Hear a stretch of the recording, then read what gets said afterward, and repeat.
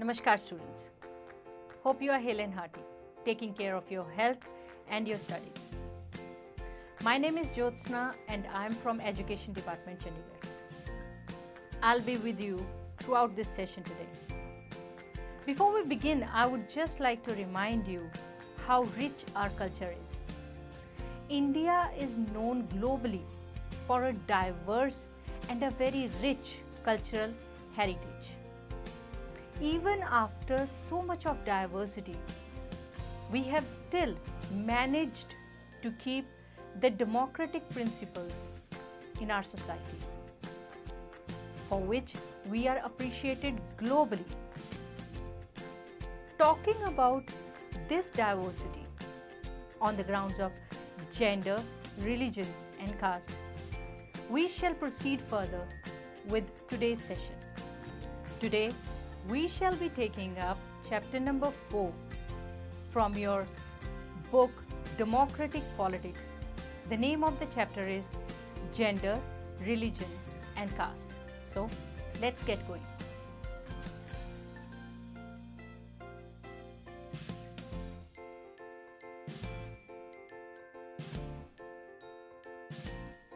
Gender, Religion and Caste. In the previous chapter, we noted that the existence of social diversity does not threaten democracy. In this chapter, we apply this idea to the practice of democracy in India. We look at 3 kinds of social differences that can take the form of social divisions and inequalities. These are social differences based on gender, religion, and caste. The gender division tends to be understood as natural and unchangeable. It is not based on biology but on social expectations and stereotypes. Let's take up the public and the private division. Before going into gender stratification in particular, let's take up briefly about the stratification in general and then go on to introduce the former. The term stratification is considered to be synonymous to inequality. It refers to a system of ranking or hierarchical division of society. Any system of hierarchy in a particular society owes its origin to many things ranging from heredity, as in case of caste in India, economic background, class, to socially created norms relating to gender and power mainly. Stratification is universal since it is found in every society from primitive to the modern, and it is not confined only to societies with private property. But yes, the criteria of this stratification changes with the emergence of private property. Stratification thus starts as a process of physical and biological, along with the natural differences among human beings, and culminates as gender, racial, caste, ethnic, and class divisions in society. The type of stratification that we will take today revolves around gender. The term gender is purely a social construction that members of society attach to females and males. The term sex refers to the biological differences between man and women, but gender is always created and imposed upon by social actors through different means. These means are means of socialization and internalization of social norms. Biologically, the differences between men and women are very little as compared to the traits and characters that are culturally defined and determined. A person is only born biologically different species but is created as a boy or a girl by the society. Family, peer groups, schools, mass media, etc. are the agencies which contribute towards gender socialization and stereotypes. It is reinforced through praise for compliance and mockery for non-compliance. Gender stratification refers to the unequal distribution of wealth, power, prestige, unequal access to justice, opportunity, and nutrition between men and women, in which men are the ones who dominate. The dual process of domination and subordination is an important feature of any system of stratification, including gender stratification. Gender also involves hierarchy. Males are considered to be chief bread earners.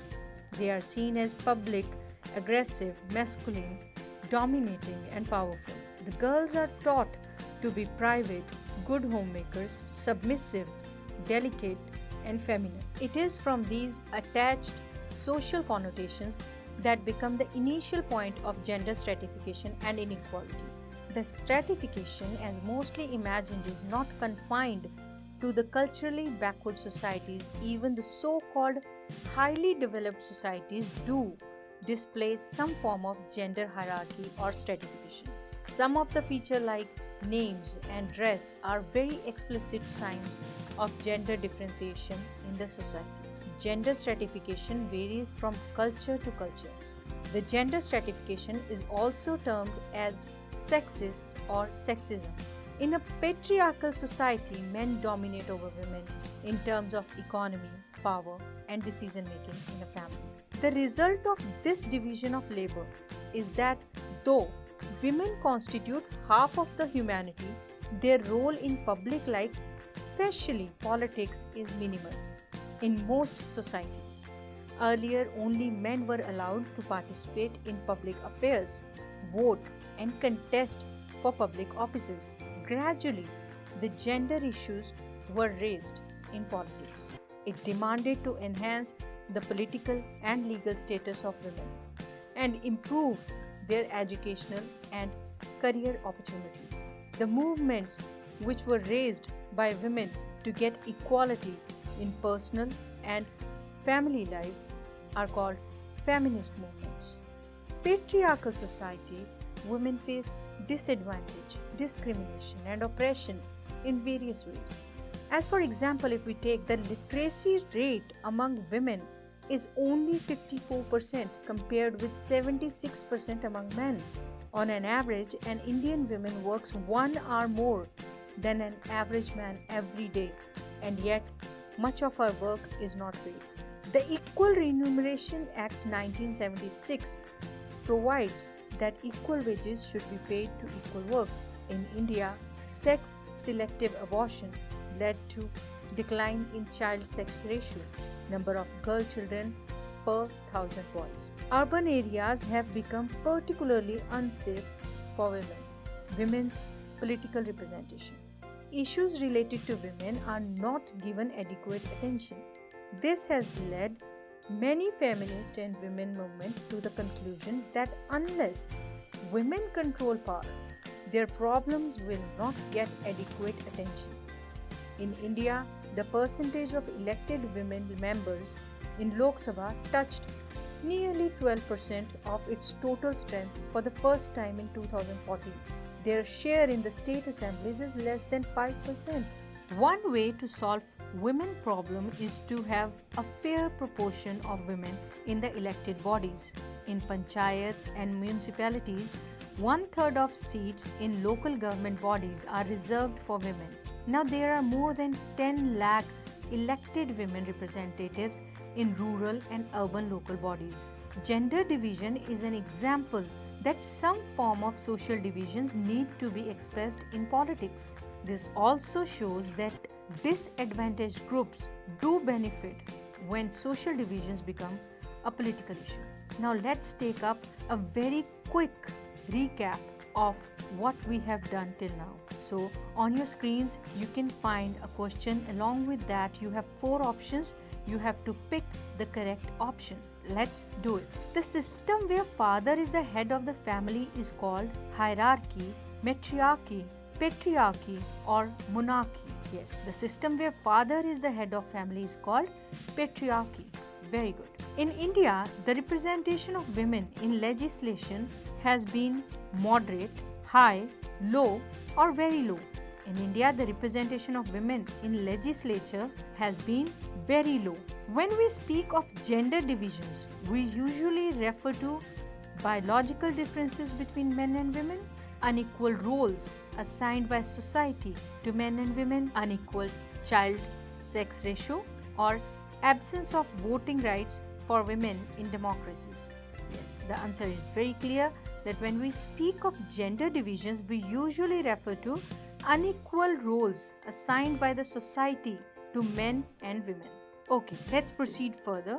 Take up religion. So, religion in India is characterized by a diversity of religious beliefs and practices. The preamble of Indian Constitution states that India is a secular state.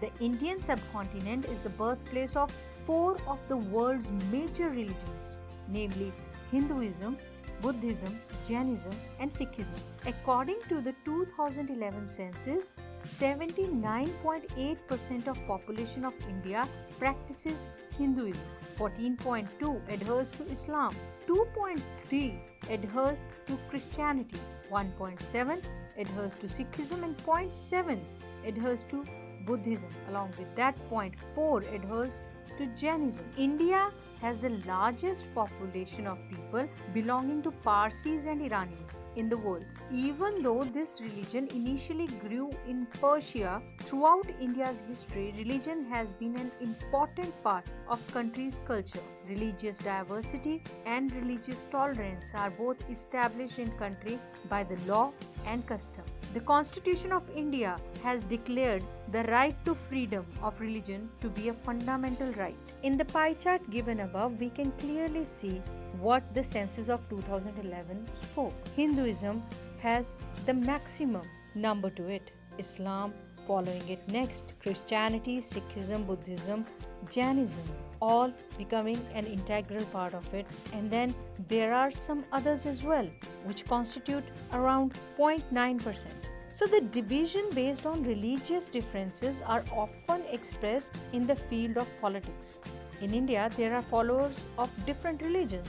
People should be able to express in politics their needs, interests, and demands as a member of a religious community.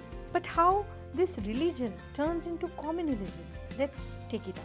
So, we'll take it up. Communalism. The use of religion in politics is called communal politics. When beliefs of one religion are represented as superior to those of other religions, it is called communalism. When the demand of one religious group are formed in opposition to another, again a part of communal politics.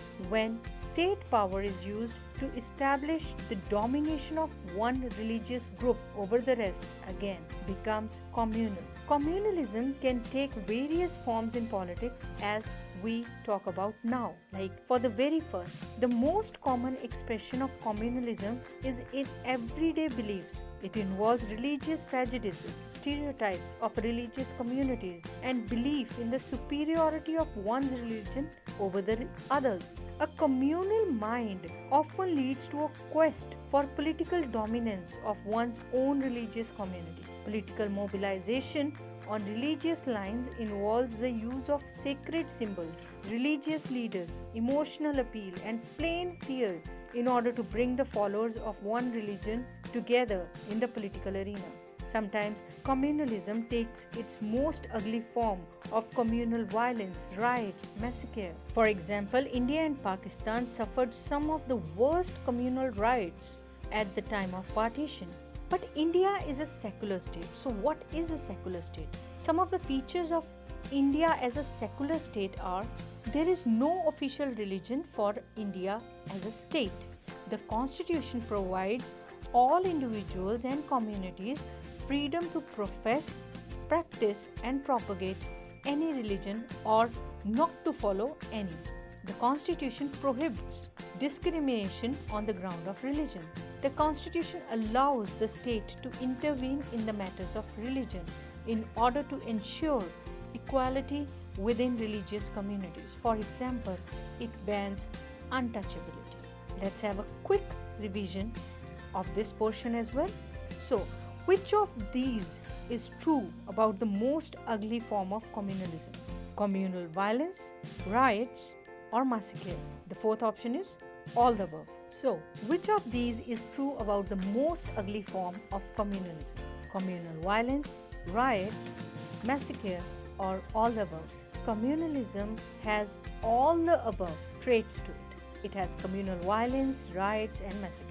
Moving on, the distinguished feature of communalism is followers of a particular religion must belong to one community. Communalism leads to the belief that people belonging to different religions can live as equal citizens within one nation. A communal mind does not lead to quest for political dominance of one's own religious community. A secular constitution is sufficient to combat communalism. So the distinguished feature of communalism is that followers of particular religion must belong to one community. It is a very fanatic phenomenon. What is the percentage of Hindus in India as per 2011 census? Is it 14.2, 79.8, 90 or 91? 79.8 is the correct answer. Alright, from here we move on to caste and politics. Caste and politics both have some positive and some negative aspects. Let's look at them. First of all, let's take up the caste inequalities in India. In most societies, occupations are passed on from one generation to another. Caste system is an extreme form of this.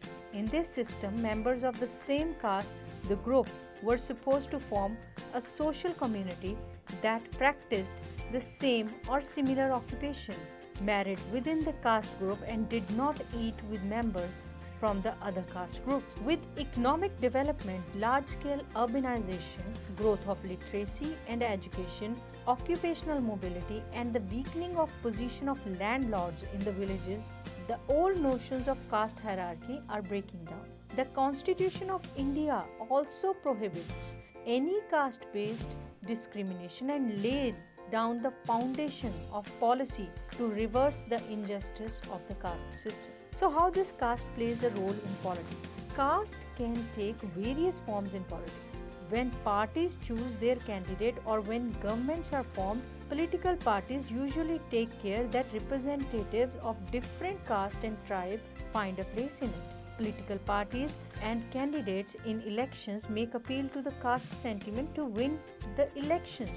To gain support, political parties raise caste-based issues during elections to get political support, as one man, one vote system or a universal adult franchise has made the voter very powerful. Political parties have made people belonging to lower caste conscious about their rights to vote and their power. During election, caste matters, but it is not everything. There are many other factors that impact the elections. People's assessment of the performance of the government and the popularity rating of the leaders are considered during the elections. So let's have a close look at these points. Candidates and parties need to win the confidence of more than one caste and community to win elections. No party wins the votes of all the voters of a caste or a community. Some voters have more than one candidate from their caste, while many voters have no candidate from their caste. The ruling party and the sitting MP or MLA keeps changing whenever fresh elections take place. Politics in caste. Politics also influence the caste system, and caste identifies by bringing them into the political arena. Here are a few points that support this. Each caste group tries to become bigger by incorporating within its neighboring caste or subcastes. Various caste groups are formed with other castes or communities, and then they enter into a dialogue and negotiation. New kind of caste groups have come up in the political arena, like backward and the forward classes. Thus, caste plays different kind of role in politics. In some cases, caste divisions lead to tension, conflict, and even violence. Even after so much of diversity, the Constitution of India stands by its citizens to give them an equal and a just atmosphere. And that is the soul of democratic constitution, or a democratic form of government our country has. So let's have a quick glance at what we have done till now. So you have a question on your screen. Along with that, you have 4 options. Let's see. What is leading to the breakdown of caste hierarchy? Is it large-scale urbanization, growth of literacy and education, occupational mobility, or all of the above. So, it is all of these factors that break down the caste hierarchy.